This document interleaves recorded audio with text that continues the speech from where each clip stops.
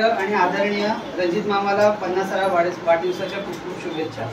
मामा हा भाच्यासाठी एक मित्र असतो। सगळे घरात बोलतात रणजित मामा लाडका मामा आणि प्रफुल्ल लाडका भाचा। खरंच आहे, मी पहिला पिक्चर पाहिला असेल तर तो रणजित मामा बरोबर, तो सुद्धा सिनियर केजी मध्ये असताना।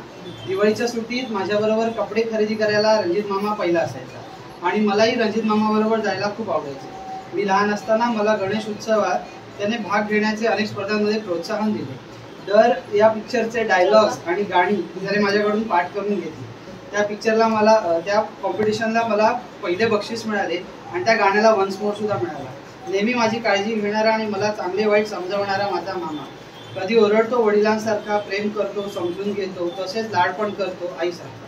लहान असताना कधी म्हणाला प्रफुल्ल चल तुला पिक्चरला घेऊन जातो, तेव्हा माझे एकच ब्रीदवाक्य असायचे, रणजित मामा की जय, रणजित मामा की जय।